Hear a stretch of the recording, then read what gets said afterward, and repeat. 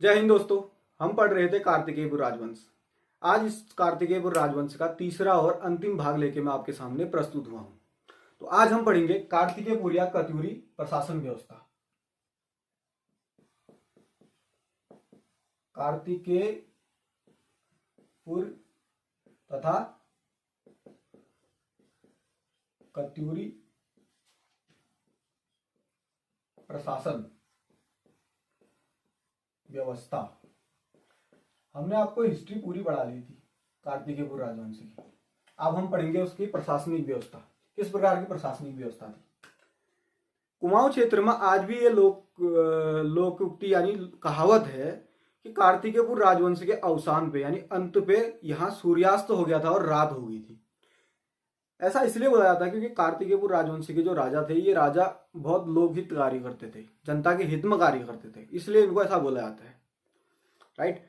लक्ष्मी दत्त जोशी जी कार्तिकेयपुर राजाओं को सूर्यवंशी मानते थे, अयोध्या से आए हुए मानते थे, और बद्रीदत्त पांडे इन राजाओं को सूर्यवंशी मानते थे। ठीक, तो आइए स्टार्ट करते हैं। इनकी भूमि मापन प्रणाली देख लेते हैं पहले। भूमि मापन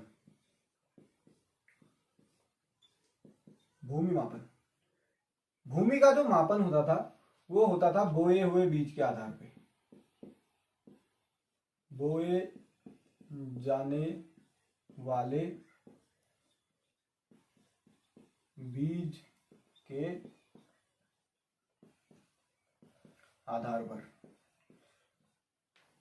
भूमि मापन की दो प्रणालियां थी।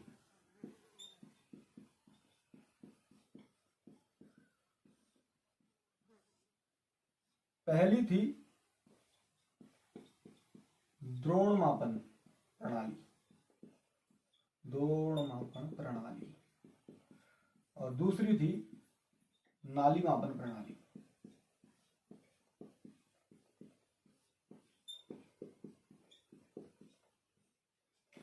इसमें क्या होता था, एक द्रोण बराबर 16 नाली या 32 सेर होता था, और 20 द्रोण बराबर होता था। उस समय के मानक थे एक खरीवाप। जो भूमि को मापन करता था उस ऑफिसर को बोला जाता था प्रभुआतार।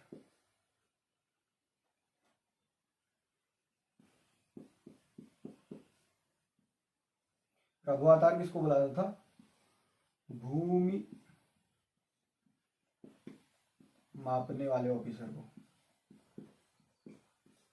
भूमि मापने वाले अधिकारी को बोला जाता था प्रभुआतार। तो ये थी कत्यूरी वंश की भूमि मापन प्रणाली। किस आधार पर होती थी? बोए जाने वाले बीज के आधार पे। भूमि मापन की दो प्रणाली थी, एक द्रोण मापन प्रणाली और एक नाली मापन प्रणाली। एक द्रोण बराबर 16 नाली या 32 सेर होता था, और 20 द्रोण बराबर एक खरीवाप होता था। प्रभावतार बोला जाता था, जो भूमि को जो नापता था, जो भूमि मापन करता था, उस ऑफिसर को बोलते थे प्रभावतार। राइट। अब बात करते हैं इनके आय के प्रमुख स्रोत, यानी जो इनकम कैसे होती थी इनकी।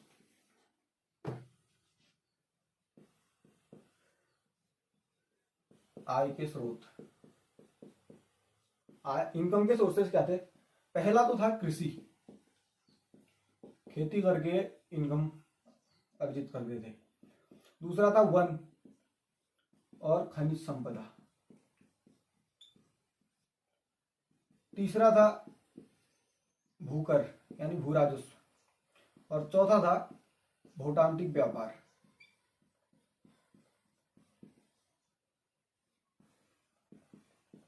जिनमें से ये दो मेन इंपॉर्टेंट है, क्योंकि उस समय इंडस्ट्री तो लगी नहीं थी, कोई ऐसा तो कुछ था नहीं। उसमें खेती होती थी और वन, बहुत ही सारे वन थे, तो वन संपदा और खेती ही आय के प्रमुख स्रोत थे उस समय। कत्यूरी जो सेना थी उसको 4 भागों में बांटा था। कत्यूरी सेना 4 भागों में बटी थी। पहली थी पैदल,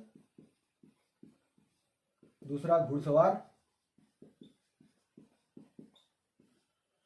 तीसरा हाथी सवार,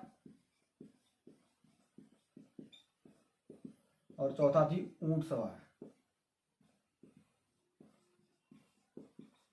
इन 4 भागों में कत्यूरी सेना को बांटा गया था। आप इसको नोट कर लो, फिर आगे चलते हैं।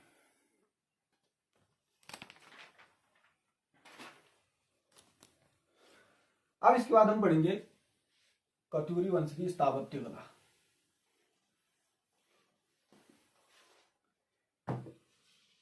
कत्यूरी वंश की जो स्थापत्य कला है, ऐसा कहा जाता है कि उत्तराखंड में कत्यूरी वंश के शासनकाल को स्थापत्य कला का स्वर्ण युग बोला जाता है उत्तराखंड में। ठीक, राहुल साक्यानंद जी के अनुसार, कौन बोलते हैं? राहुल साक्यानंद,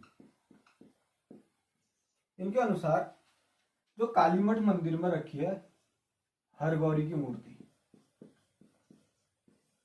हरगौरी की मूर्ति कहाँ रखी गई है? कालीमठ में। ये कत्यूरी शासन काल के दौरान बनी है हरगौरी की मूर्ति, कालीमठ में रखी गई है।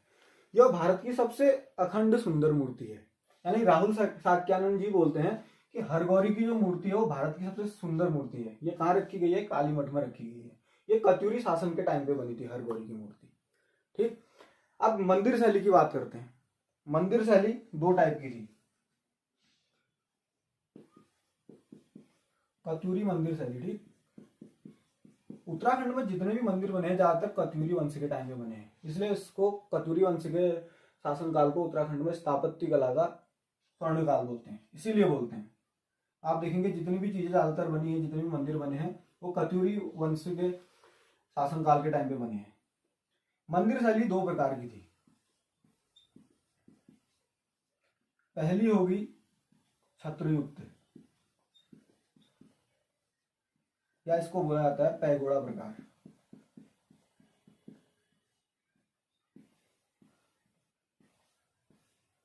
और दूसरी होती है शिखर युक्त, शिखर युक्त। अब ये क्या होता है? छत्र युक्त में क्या होगा? छत्र युक्त में जो मंदिर का जो सिरा होगा, जो मंदिर का मान लो ये सिरा है, ये सिरा तो ऐसा होगा, पहले तो सिरे सारे, ये उत्तर भारत के जितने भी मंदिर होते हैं सिरे इसी टाइप के होते हैं, उसमें कोणनुमा।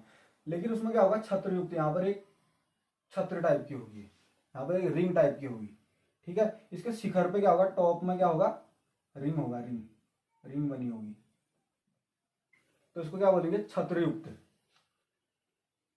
और जो शिखर युक्त होगी उसमें खाली ये रिंग नहीं बनी होगी, सीधे ऐसे टॉप होगा मंदिर का, इस टाइप का टॉप बना होगा। ये अंतर है इसमें। इसमें क्या होगा? छत्रयुक्त इसलिए बोलते हैं क्योंकि इसमें छाता टाइप की बनी रहेगी, यहाँ पर एक रिंग टाइप की बनी रहेगी, इसको छत्रयुक्त बोलेंगे, या इसको पैगोड़ा प्रकार भी बोलते हैं। और जो शिखर युक्त होगा उसमें क्या होगा? ये गर्भाशय, गर्भाशय जहाँ पर मूर्ति रखते हैं उसको गर्भाशय बोलते हैं। यहाँ पर मान लो आप मूर्ति रखी गई है, उसके ऊपर जो गर्भाशय है ये क्या होगा? शिखर, शंकुनुमा होगा, सीधे शंकुनुमा होगा। और इसमें क्या होगा? इसमें यहाँ पर गर्भाशय, जिसमें मूर्ति रखते हैं उसको गर्भाशय बोला जाता है। और इसमें जो शिखर होगा, शिखर छत्रयुक्त होगा, ऐसे मतलब उसमें ऐसे छत्रयुक्त, जैसे केदारनाथ मंदिर में देखना आप, केदारनाथ मंदिर का जो सिरा है वो शंकुयुक्त तो है, लेकिन उसमें क्या है? छत्रयुक्त भी है, वो पैगोड़ा प्रकार से बना है। तो ये इन दोनों मंदिरों में अंतर था। ये थी मंदिर शैली। अब बात करते हैं इसमें किस हिसाब से इसने राज्य को बांटा था। कत्यूरी शासन काल में जो पूरा राज्य था वो कई प्रांतों में बंटा था। ठीक है, और प्रांत बांटे थे विषय में। तो आइए हम इसको इस प्रकार करते हैं। पहले हम देखते हैं, पहले था पूरा राज्य, जो पूरा राज्य था, राज्य प्रशासन कैसा था? उसमें राज्य था। राज्य यानी संपूर्ण देश से मतलब है, संपूर्ण देश यानी साम्राज्य, पूरा साम्राज्य था। जो साम्राज्य से इसका मतलब है राज्य। अभी इस हिसाब से स्टेट से मतलब नहीं है इसका मतलब है संपूर्ण साम्राज्य, जो उसको राज्य बोला जाता था। यह आता था राजा के अंडर, राजा के अंडर आया। राज्य के अंदर में आते थे प्रांत। प्रांत का मतलब होता था इधर राज्य, यानी इसको स्टेट लिख दो आप, राज्य में कंफ्यूज जाएंगे। कई स्टेट्स में बता, मतलब जैसे अभी हमारे है ना, जैसे उत्तराखंड एक स्टेट है, उत्तर प्रदेश एक स्टेट है, वैसे उसमें प्रांत स्टेट के रूप में बना था। और प्रांत का जो राजा होता था, जैसे यहाँ प्रांत राज्य का शासन राजा संभालेगा, वैसे ही प्रांत का शासक संभालता था उपरिक, उपरिक या इसको बोलते थे राज्यपाल। राज्यपाल, इसके अंडर में क्या होता था, प्रांत होता था। प्रांत के अंदर आता था विषय, जैसे आज इनको समझ लो आप जिला, उस समय इसको क्या बोला जाता था, विषय। प्रांत के अंदर में विषय आता था और विषय थे टोटल 4। कितने थे, 4। 4 विषय थे। वो 4 विषय क्या थे, पहला विषय था कार्तिकेयपुर,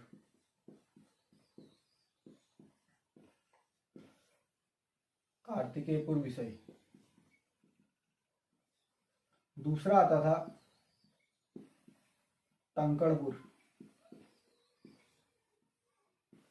विषय। चौथा आता था अंतराग विषय।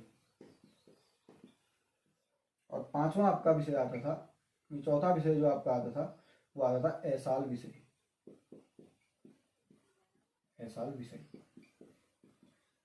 ऐसी प्रशासनिक व्यवस्था थी। यानी क्या थी, राज्य था, राज्य सबसे बड़ा राज्य होता था। राज्य का मतलब यहाँ पर संपूर्ण साम्राज्य से, मतलब इस टाइम पे देश से मतलब है। जैसा हमारा देश इंडिया है, उस समय राज्य था, कत्यूरी राज्य, ठीक है। उसका जो वो आता था राजा के अंडर में, ठीक। उसके बाद राज्य जो, यानी जो राज्य बटा था, यानी संपूर्ण देश बटा था, वो प्रांत में बटा था। प्रांत का मतलब अभी के राज्यों से है।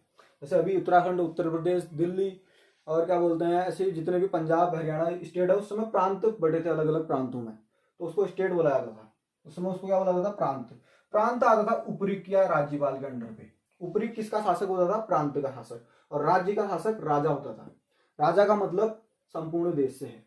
प्रांत के अंडर में आते थे विषय। जैसे अभी राज्य के अंदर में जिला आते हैं, उस समय प्रांत के अंदर में विषय आते थे। विषय आप जिला से समझिए। और विषय थे टोटल 4। क्वेश्चन आया था कत्यूरी वंश में कितने विषय थे, तो 4 विषय थे। क्या क्या विषय है, कार्तिकेयपुर विषय, टंकड़पुर विषय, अंतराग विषय और ऐसाल विषय। ये 4 विषय थे। आपको इसको याद करना होगा, बाद में क्वेश्चन पेपर में आ सकता है, ये इंपॉर्टेंट क्वेश्चन है, ठीक। उसके बाद आता है कुछ प्रथाएं थी कत्यूरी वंश में। कौन सी प्रथाएं थी, राजा की मृत्यु के बाद उनकी आत्मा को पूजना कत्यूरी वंश के टाइम पे ये एक प्रथा थी, ठीक है। आप इसको नोट करो, फिर हम आगे बढ़ते हैं। इसके बाद बात करते हैं पतन का कारण। कत्यूरी वंश के पतन का क्या कारण था, क्या कारण रहा। कत्यूरी वंश के पतन का कारण रहा, एक कारण तो रहा अत्याचारपूर्ण शासन। क्योंकि आपको बढ़ाया था मैंने, जो लास्ट राजा ब्रह्मदेव था उसका क्या हुआ, अत्याचारी शासक था। उसके बाद दूसरा पतन का कारण हुआ बाह्य आक्रमण। 1398 में ब्रह्मदेव को हरा देता है, मार देता है तैमूर लंगू। उसके बाद कत्यूरी वंश का अंत हो जाता है। तो कत्यूरी वंश के पतन का कारण क्या रहा, एक तो अत्याचारपूर्ण या क्रूरतापूर्ण शासक, दूसरा बाह्य आक्रमण, ठीक। पतन का मेन कारण रहा बाह्य आक्रमण, ठीक। अब हम पढ़ते हैं कत्यूरी राजवंश में राजपद। राजपद क्या क्या थे, ठीक है। कत्यूरी राज्य में राजपद, ठीक है। पहला आता था प्रांतपाल। प्रांतपाल, इसका कार्य होता था सीमा पर सुरक्षा देना, यानी सीमाओं की सुरक्षा करना इसका कार्य होता था। सीमाओं की सुरक्षा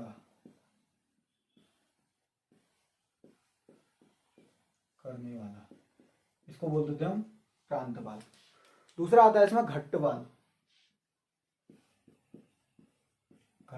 घट्टपाल का कार्य होता था गिरिद्वारों की रक्षा करना, रक्षा करने वाला। गिरिद्वार यानी दर्रे, 2 पहाड़ों के बीच में जो रास्ता होता है उसको दर्रा बोला जाता है। तो दर्रों की रक्षा करने वाले को क्या बोला जाता था, घट्टपाल। उसके बाद आता है वर्मपाल। वर्मपाल का क्या कार्य होता था, इसका कार्य व्यक्तियों, एक जासूस प्रकार का होता था। इसका कार्य होता था व्यक्तियों पर निगरानी रखना, व्यक्तियों पर निगरानी रखने वाला। लेकिन इसको हम गुप्तचर नहीं बोलेंगे। ऐसा इसलिए नहीं बोलेंगे क्योंकि इसका कार्य सिर्फ व्यक्तियों पर निगरानी रखना था। मान लो राजा ने कोई ऑर्डर दे दिया स्टेट में कि भाई ऐसा करना है, कुछ दे दिया उसने ऑर्डर, तो लोग उसको फॉलो कर रहे हैं या नहीं कर रहे हैं, ये चीज इसने देखनी थी वर्मोपाल ने। तो इसका कार्य क्या था? व्यक्तियों पर निगरानी रखने वाला, इसका ये कार्य था। फिर आता है दोषापराधिक। दोषापराधिक का कार्य क्या था? दोषापराधिक ये था दोषियों को पकड़ने वाला ऑफिसर। दोषियों को पकड़ने वाला सबसे बड़ा अधिकारी, सबसे बड़ा अधिकारी कौन था? दोषापराधिक। उसका आता नरपति। नरपति नरपति का क्या कार्य था? इसका कार्य था नदी घाटी में आगमन, मतलब नदी घाटी में जो पुल बना दिया कहीं पर, ये दो नदी घाटी है, वहां पर पुल बना दिया मान लो, तो उन पुलों के जो पुल बनाने में जो खर्चा आ रखा है, यानी आगमन की सुविधा के लिए जो टैक्स लगाया था, उस टैक्स को वसूलना इसका कार्य था। इसका कार्य क्या था? नदी घाटियों पर जो आगमन की सुविधा थी,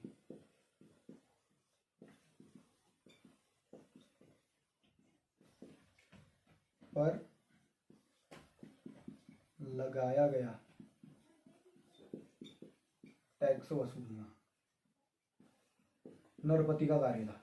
अर्थात आप नहीं समझे? ये था नदी घाटी में आगमन की सुविधा के लिए, मान लो पुल बनाया गया है या मान लो ट्रॉली के द्वारा भेज रहे हैं लोगों को, यानी उनके आगमन की जो सुविधा है नदी घाटियों में, उस सुविधा के लिए जो टैक्स लिया जाता था उस समय, उस टैक्स को वसूलने का कार्य किसका होता था? नरपति का होता था। इसके बाद आता है दंड नायक। दंड नायक और एक आता है दंडवासिक। दंड नायक और दंडवासिक ये क्या होते थे? Police officer.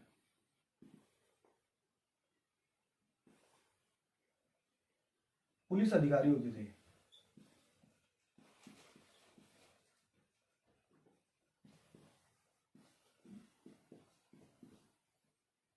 ये लिखिए, आप इसको नोट कीजिए, आगे को फिर चलते हैं।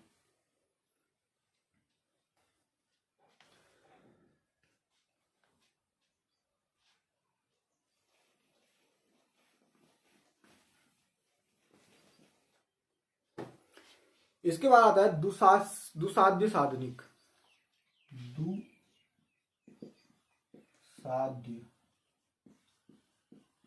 साधनिक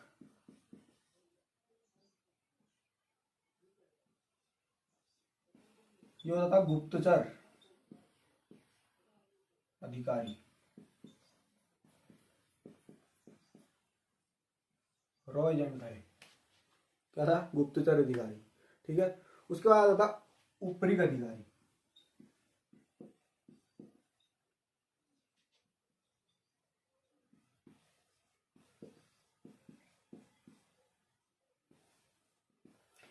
इसका कार्य होता था भूमि का लेखा जोखा रखना। भूमि का लेखा जोखा रखना होता था इसका कार्य। यानी जो अभी के समय में पटवारी या लेखपाल कार्य करता है वो क्या करता था? ऊपरी अधिकारी। ठीक है। और उसके बाद आता है खंडपति। खंडपति खंडपति का कार्य होता था खनिज तथा वनों की सुरक्षा करना। इसका कार्य क्या होता? खनिज प्लस वनों की सुरक्षा करना।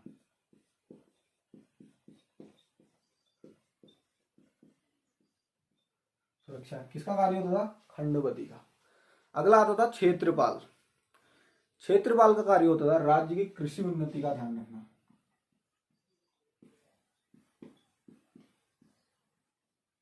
इसका कार्य होता था राज्य की कृषि उन्नति, यानी कृषि उन्नत तरीके से होती रहे, कृषि पर ध्यान देना किसका कार्य था?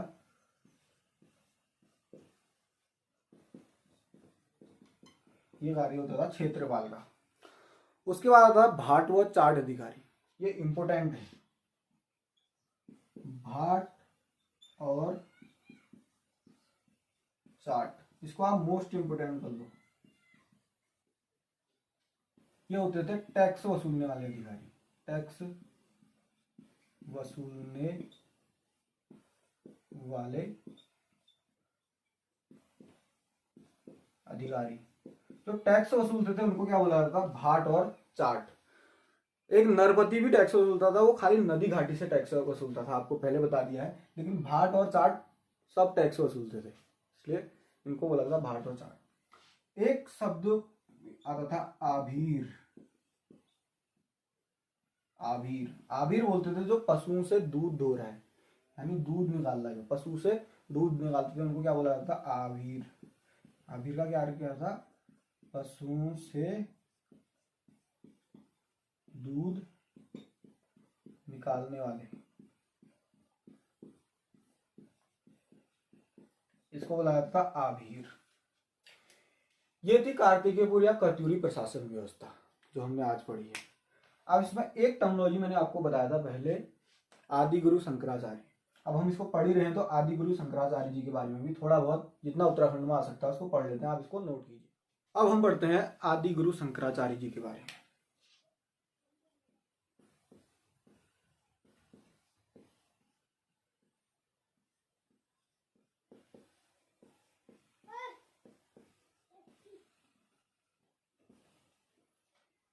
आदि गुरु शंकराचार्य ये दक्षिण भारत के रहने वाले थे। शंकराचार्य बौद्ध धर्म की बहुत ज्यादा उस टाइम पे क्या हो गए थे, बौद्ध धर्म बहुत अपने क्या था, उत्थान पे था, और हिंदू धर्म पतन पे था। लेकिन हिंदू धर्म की पुनः स्थापना करना इनका क्या था, उद्देश्य था। ये हिंदू धर्म के को फैलाने वाले थे, संत थे। ये भगवान शिव जी को बहुत मानते थे, तो इनका नाम भी इनके पिताजी ने शंकर रख दिया था। तो बाद में इन्होंने ज्ञान की प्राप्ति जब इनको हुई तो इनका नाम शंकराचार्य हो गया। शंकराचार्य जी दक्षिण भारत के रहने वाले थे। इन्होंने अद्वैतवाद का सिद्धांत दिया। इसका मतलब है कि भगवान एक है। अद्वैतवाद का मतलब क्या है, भगवान एक है। ये कहते थे कि भगवान एक है, आप चाहे इसको किसी भी रूप में जिसको माने, इन्होंने ये दिया। और इन्होंने स्मृति संप्रदाय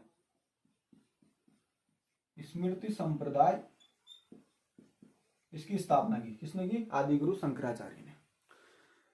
तो क्या हुआ, सन 788 ईस्वी लगभग इसमें आदि गुरु शंकराचार्य जी उत्तराखंड आगमन हुआ इनका। और वे किसके टाइम पे आया, आपको पहले पढ़ाया था, ईस्टगण के टाइम पे, ईस्टगण के शासन में।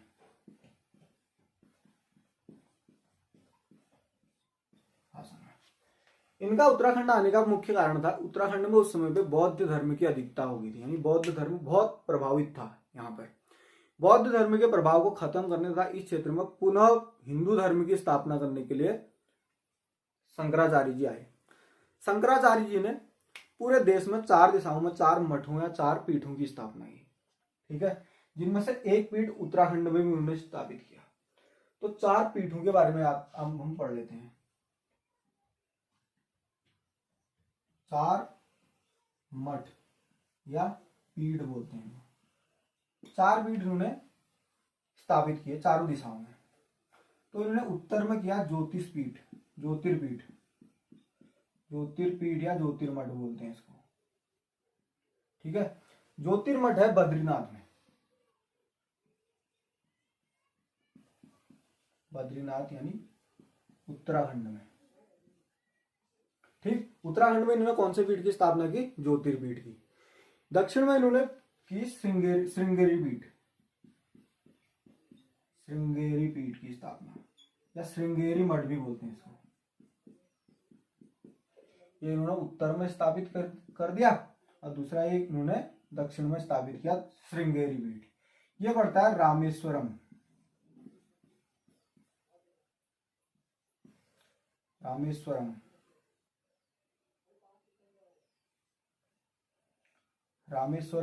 कर्नाटक। श्रृंगेरी पीठ कहां पड़ता है, रामेश्वरम कर्नाटक पे। फिर उन्होंने पूर्व में गोवर्धन पीठ की स्थापना की। गोवर्धन पीठ, इसकी स्थापना कहां पर की इन्होंने? पूर्व में। और ये पड़ता है पुरी, उड़ीसा। अभी ओडिशा हो गया, ओडिशा, ओडिशा। ये कहां पर की इन्होंने? पूर्व में। पूर्व में यहाँ करने के बाद इन्होंने पश्चिम में की थी शारदा पीठ की स्थापना। चौथा पीठ इन्होंने कौन सा किया? शारदा पीठ, शारदा पीठ या शारदा मठ। ये इन्होंने स्थापित किया द्वारका में, द्वारका में। और ये पड़ता है आपका गुजरात में। ठीक, चारों दिशाओं में 4 मठ इन्होंने यहाँ पर स्थापित किए। उत्तराखंड में इन्होंने ज्योतिर्पीठ स्थापित किया, बद्रीनाथ में पड़ता है। फिर उसके बाद कर्नाटक में दक्षिण दिशा में इन्होंने श्रृंगेरी पीठ स्थापित किया जो रामेश्वरम में पड़ता है। गोवर्धन पीठ स्थापित किया पुरी में जो उड़ीसा में पड़ता है। शारदा पीठ स्थापित किया द्वारका में जो गुजरात में पड़ता है। इन चारों पीठों को ही 4 धाम बोला जाता है। इंडिया के 4 धाम यही 4 पीठ है। इनकी स्थापना किन्होंने की? आदि गुरु शंकराचार्य जी ने। इनमें से इंपोर्टेंट है उत्तराखंड का बद्रीनाथ, जो ज्योतिर्पीठ है, ज्योतिर्पीठ कहलाता है बद्रीनाथ का पीठ। ये उत्तराखंड के साथ साथ इंडिया का भी 4 धामों में आता है। उत्तराखंड के 4 धाम अलग हैं और इंडिया के 4 धाम अलग हैं, लेकिन एक कॉमन 4 धाम में से एक कॉमन है धाम, वो है बद्रीनाथ धाम, जो इंडिया के साथ साथ किसमें आता है? उत्तराखंड में भी आता है। उत्तराखंड में बद्रीनाथ, केदारनाथ, गंगोत्री, यमुनोत्री, और उसमें क्या है कॉमन? ये कॉमन है। ये इंडिया के साथ साथ उत्तराखंड के 4 धामों में भी आएगा। ठीक, 32 वर्ष की आयु में लगभग 820 ईस्वी में, यहां पर आपको बताता हूं, 820 ईस्वी में लगभग क्या किया? आदि गुरु शंकराचार्य जी ने अपने प्राण त्याग दिए 32 वर्ष की आयु में मात्र।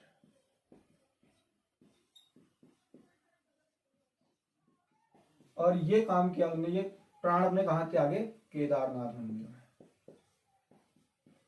कहते हैं कि केदारनाथ मंदिर को भी स्थापित किन्होंने किया? शंकराचार्य जी ने। ये थे उत्तराखंड में शंकराचार्य जी के, जो आ सकता है, जो पूछ सकता है, इतना है अभी इनके बारे में। ये देखना, आदि गुरु शंकराचार्य जी दक्षिण भारत के रहने वाले थे। इन्होंने अद्वैतवाद का सिद्धांत दिया, स्मृति संप्रदाय की स्थापना की। 788 ईस्वी में लगभग उनका उत्तराखंड आगमन हुआ, ईस्टगढ़ के समीप आए। ये यहाँ पर इनका आगमन इसलिए हुआ क्योंकि यहाँ पर ये बौद्ध धर्म के प्रभाव को खत्म करके दोबारा हिंदू धर्म को स्थापित करना चाहते थे। शंकराचार्य जी ने 4 पीठ स्थापित किए चारों दिशाओं में। इनमें से उत्तराखंड में बद्रीनाथ ज्योतिर्पीठ बद्रीनाथ में स्थापित किया। श्रृंगेरी पीठ दक्षिण दिशा में रामेश्वरम कर्नाटक में स्थापित किया। गोवर्धन पीठ पुरी में ओडिशा में स्थापित किया। शारदा पीठ द्वारका गुजरात में दक्षिण दिशा में पश्चिम दिशा में स्थापित किया इन्होंने। 820 ईस्वी में शंकराचार्य जी ने 32 वर्ष की अवस्था में केदारनाथ में प्राण त्याग दिए थे। यह था शंकराचार्य जी के बारे में। अब इसी के साथ हमारा कार्तिकेयपुर राजवंश खत्म होता है। इसके बाद हम कल से अगला राजवंश पढ़ेंगे। धन्यवाद।